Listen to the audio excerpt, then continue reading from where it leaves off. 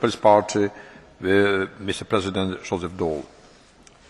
Merci, Monsieur le Président. Thank you, Mr. President, President of the Council, Mr. Viktor Orbán, President of the Commission, Mr. José Manuel, colleagues. The presidency of the Council of Ministers has a lot of challenges to pick up. The euro that we have to stabilise, the challenge of employment that requires greater growth and therefore by a better economy, a challenge in terms of energy and food security when the prices of raw materials are rising astronomically.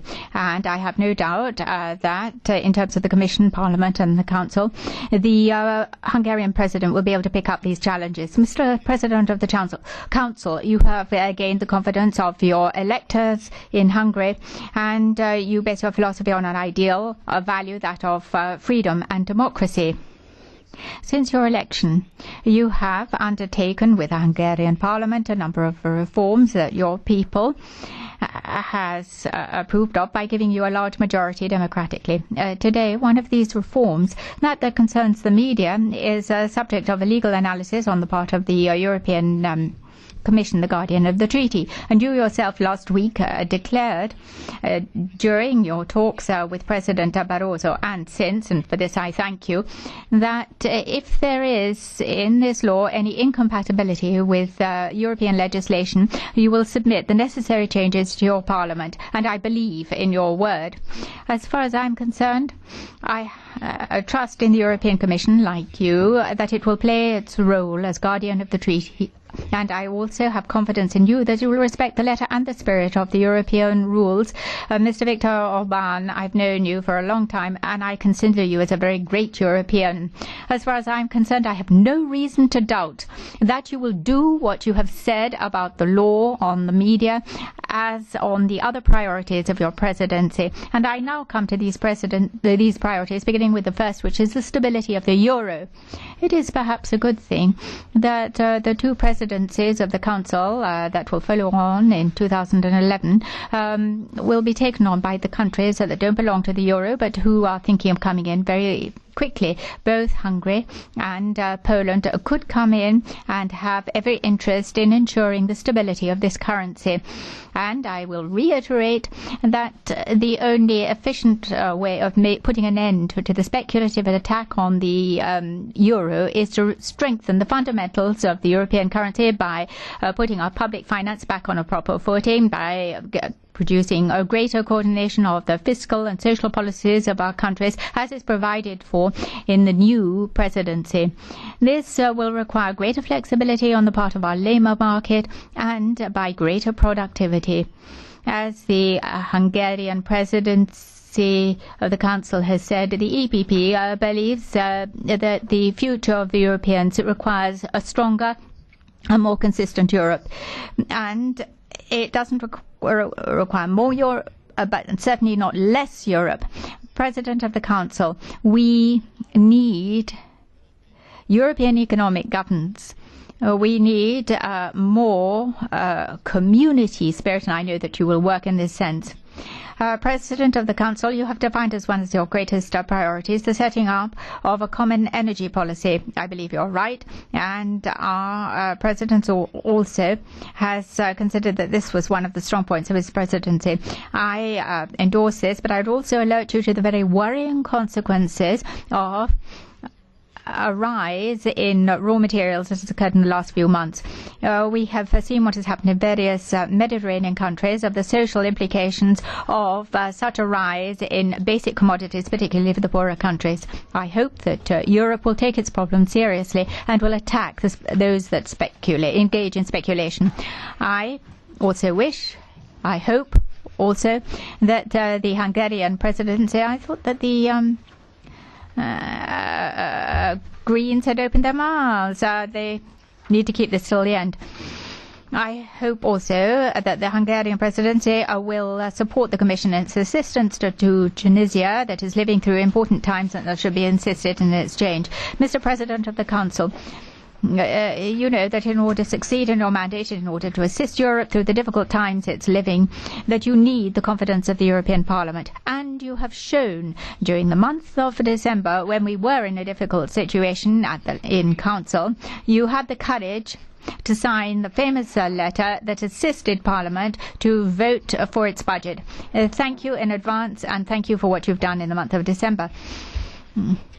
Since January, you've considered political groups as one of your priorities. You've chosen Nicola Gurri, who is a former communist colleague of European affairs, and these are positive signs that I'm sure will be accompanied by a perfect balancing of the reforms that you undertake and the European values that we all defend together. Thank you. And for your speech.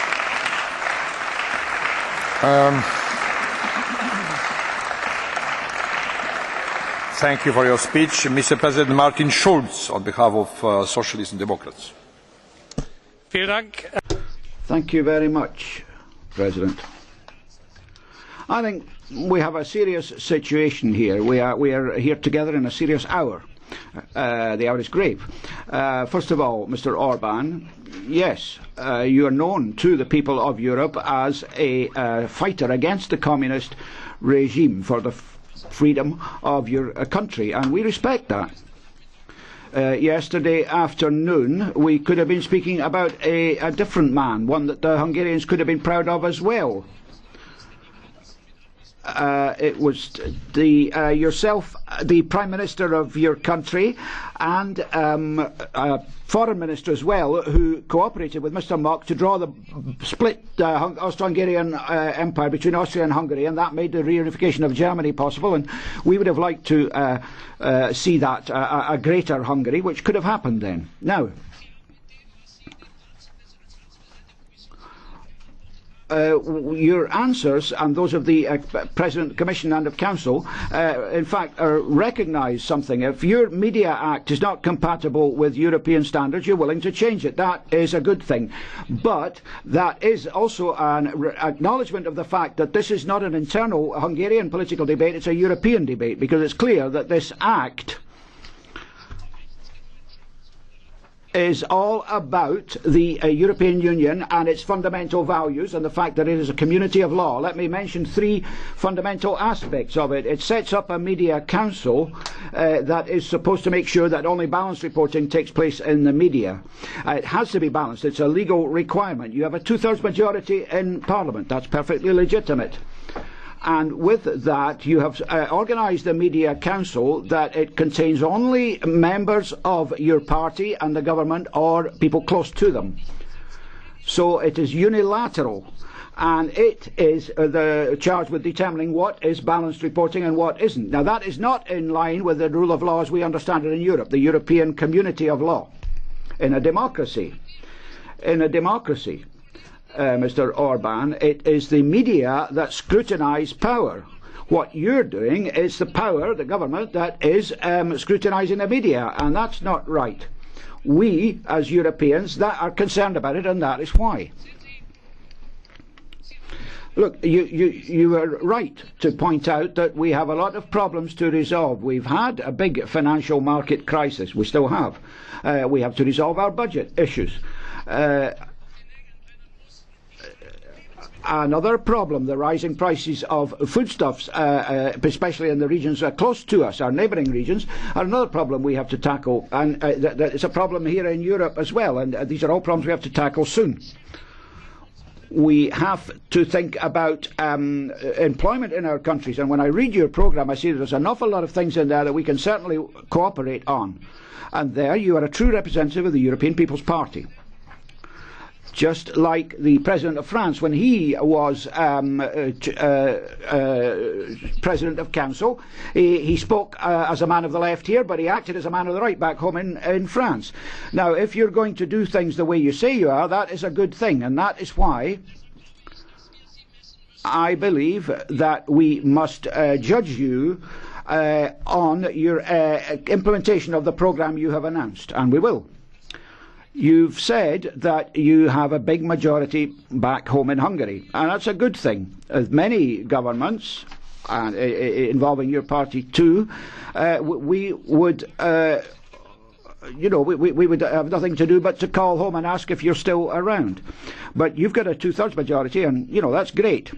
It gives you time, sure, but it also gives you an obligation, a duty that you must strengthen Hungary with your two-thirds majority, but that strengthened Hungary must also strengthen the European Union. So I want to ask you this. In the council buildings in Brussels, they roll out a carpet for you, a red carpet. You're an honoured guest, but on that carpet they have the borders of Hungary as they were in 1840. What kind of message is that for Europe? I've seen symbols like that used in the past, and let me tell me what Nietzsche said, the German philosopher, back in the 19th century. A great victory is a great danger. Human nature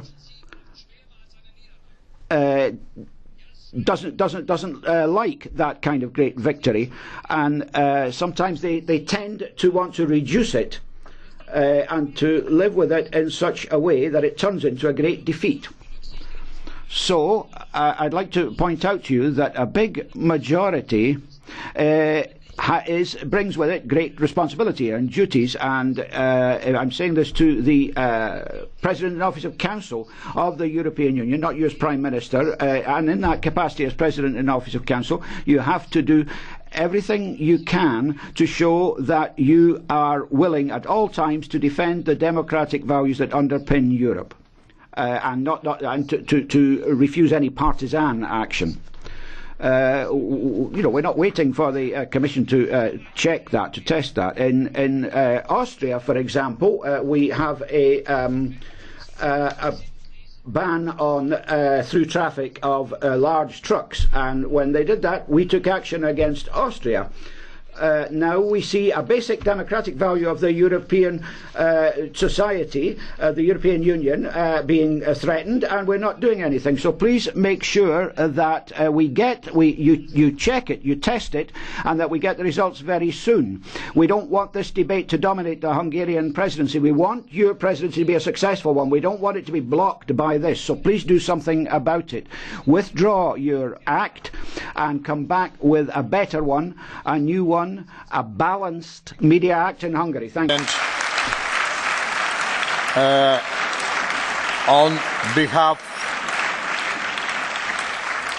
Thank you, Mr. President. On behalf of Liberals and Democrats, Mr. President Guy Verhofstadt, the floor is yours. Yes, Mr. President. First of all, let me be very clear that to Mr. Orbán that my group, Mr. Prime Minister, supports the priorities of the Hungarian presidency. I think that, as you, we believe also in a strong Europe. So we fully backing you in your priorities for this presidency. And I think that in this 6 months, under this presidency, you have one top priority.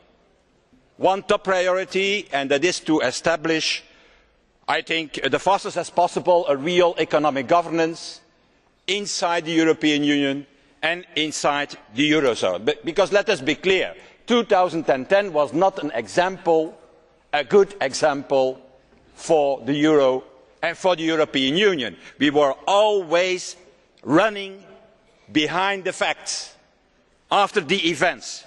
And what we need now, the fastest as possible, under your leadership and the leadership of the President of the Commission, is a global package on economic governance, a real economic and fiscal union, because it is nonsense to have a monetary union and not at the same time an economic and fiscal union.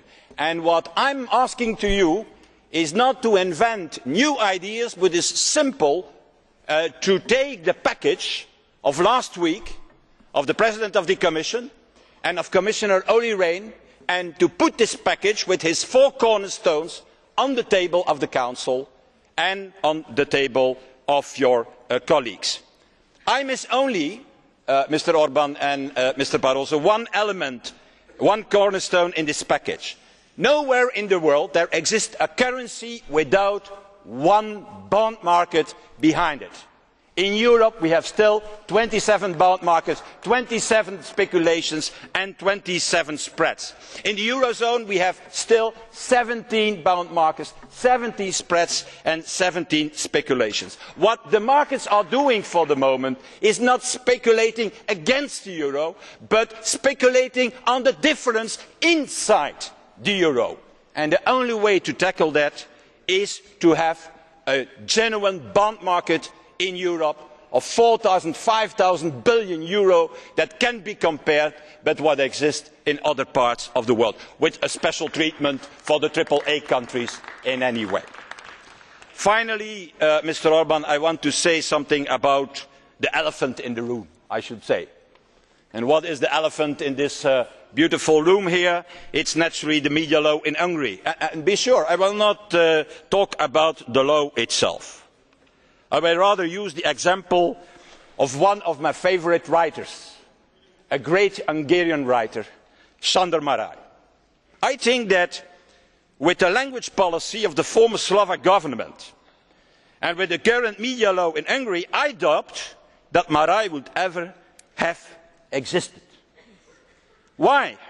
Well, Márai, dear colleagues, he lived in Kassa, what is today, as we know, Košice.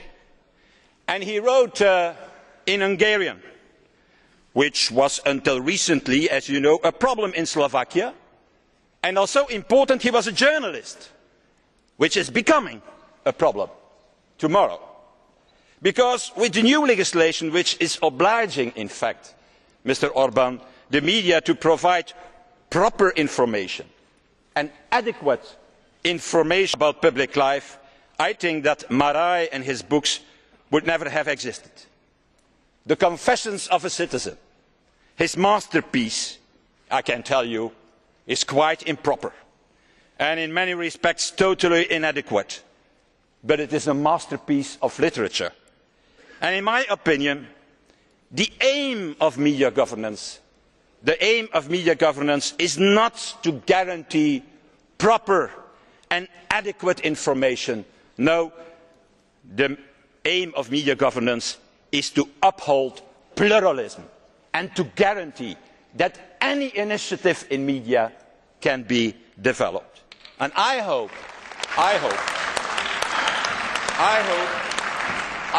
that you shall use your majority. Use your two-thirds majority. We all dream about this. All politicians are dreaming about this, I can tell you. No, not you. You're an exception. Well, Mr. President. Well, I hope, Mr. President, that you are using your two-thirds majority to guarantee that pluralism and that you shall change that law the fastest as possible. Thank you very much, Mr. President.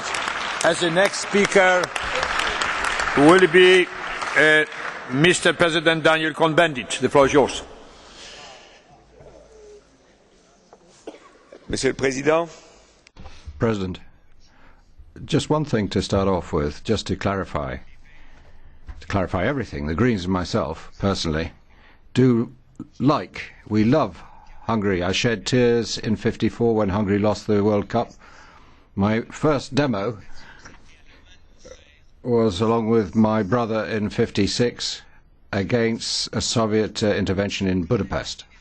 As Guy Verhofstadt said, many intellectuals and Hungarian writers were along with us, politically and intellectually, over years, as along with Viktor Orban when he actually fought against the communists at the end of the '80s and the beginning of the '90s. I was along with Viktor Orban when he called upon the European liberals to throw out Haider from the European Liberal Party. Viktor Orban is a politician, for me, is worthy of respect.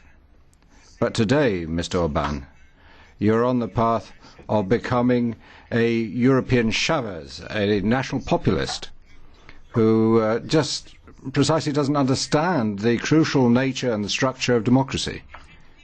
And one thing, it's very simple, Mr. Orban. It's very simple.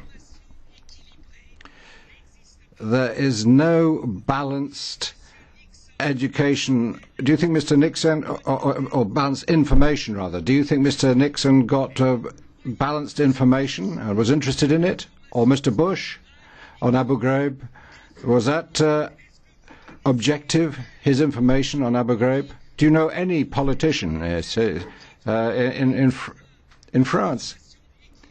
It's impossible to get balanced information. Research, for example, into everything concerning the life of Mr. Berlusconi, that too.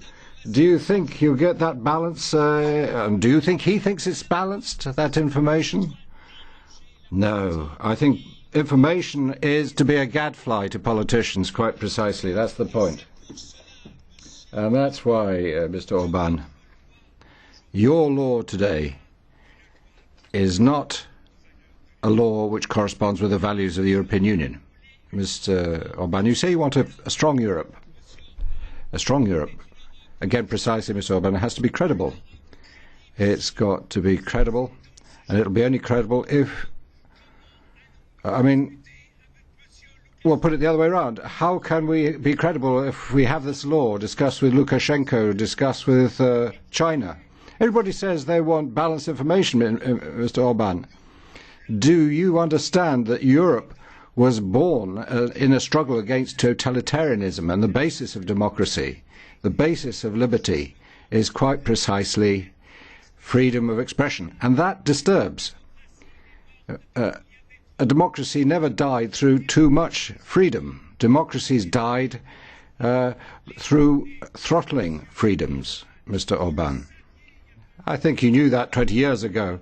Come back into the fold, come back to your way of thinking that you had then. I'm sure you will, and you'll understand that what I'm saying is correct. One last thing, Mr. Orbán. If you want to fight for Christians in this world, we are with you. But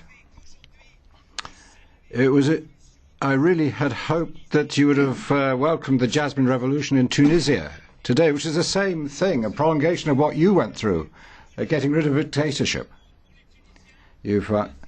Well, I think you didn't address yourself to that problem, and that's wrong. For the Christians in the world, let me tell you, we're with you, and I hope, Mr. Orbán, you'll be with us to fight against dictatorship in this world, in Belarus, Tunisia, Algeria, Egypt, China, Russia, wherever it is. That is our common bread, our common staple. Thank you. And the next speech, colleague Lajos Bokros, Conservatives and Reformists. Nem tudhatom, hogy másnak-e tájék mit jelent. Nekem szülőhazám. Thank you. I don't know what this countryside might mean for others, but this is my mother country, and I was born there, and I hope that my body will return there. I am at home, and these are the words of Miklos Ernőti. Hungary is at home in Europe, but is the government of Hungary worthy of this presidency? It's not just about the media law, but there are 9 other elephants in this chamber. The government is trying to eliminate different oppositions and conflicts. You've got a crisis stance, you've got new measures for the poor, you've got the elimination of the budget council, you've got a piece of new legislation which bans the rules on the end of people's careers, you've got a private pensions system which it's nationalised now, like in Bolivia. These are measures then which are political measures that have been adopted. It seems that solidarity then is something that the government is working against. So we are confronted with risks, or the risk that all of these measures will distract the attention on the Hungarian presidency of Europe, and that's a terrible shame, and as a Hungarian I don't want to go through this shame, and I hope it's not too late to change. Thank you. United Left. Herr Präsident. Thank you, President. Mr. President, in the Office of Council, I'd like to say something briefly about the Media Act. A lot of other people have spoken about it. I don't want to repeat anything. I just want to make one point. It's not interfering in Hungarian affairs, but I do think that what we recognise very late here is that the media are there to scrutinise, to control the government, the powers that be, the economy, and that's the way things should stay. And therefore, the media, those who scrutinise the media, should not be subject to scrutiny of other institutions. And with a media council like that, that could happen. That's why the Media Council, in terms of its membership, is not exemplary as far as we are concerned. You've explained that you're willing to change it. We made it clear that we hope that you take that direction. Obviously, it's a Hungarian matter. There are, of course, member states that have media legislation we've been able to live with. That's just Hungary. On your intentions as President in Office of Council, or for your presidency, I'd like to say plainly that, first of all, I am pleased to see that cultural diversity is one of your main goals, the preservation of cultural diversity, and I think that's very important. I am awaiting initiatives aimed at improving the integration of minorities. You mentioned the Roma yourself. You spoke. We would like to see a European strategy for better integration of the Roma. That's very important indeed. Secondly, I'm pleased to see that you are committed to enlargement negotiations and the good neighbours policy. We have a culture, social and historic experience of Eastern Europe, and that can only be good for the European Union. The European Union, for all sorts of reasons that have often been debated here, it is still primarily a West European affair, and we are looking for a little more Eastern European input from your presidency. Thirdly, I'm looking forward anxiously to see what you are going to say about the rejigging of the agricultural and cohesion policies. My group called upon you to involve Parliament in these processes fully and promote the small and medium-sized businesses, and to bear in mind environmental protection and food prices. Thank you very much. Freedom and democracy. Mr Orban, welcome. After the 6-month farce of the Belgian presidency, it's nice to see an elected Prime Minister from a proper country. And how I enjoyed your denouncement of communism as a dangerous ideology, and I noted the pride that you took in the fact that Hungary were the first country to take up arms against the Soviet Union. Well, 20 years after you won back your ability to govern yourselves democratically, you are now part of a new political union that increasingly shows similarities with that old Soviet Union. In fact, you are going to meet lots of communists over the next 6 months, including the boss of the Commission here, old Barroso, who was an advocate of Chairman Mao. You will see centralised economic planning and control, and above all what you will see is the desire to impose a political union upon the peoples of Europe without their consent. Wake up, Mr Orban. Look how they are trying to bully you this morning. They are trying to tell you how to run your own country. Tell them where to go. Stand up and fight for democracy once again. Thank you.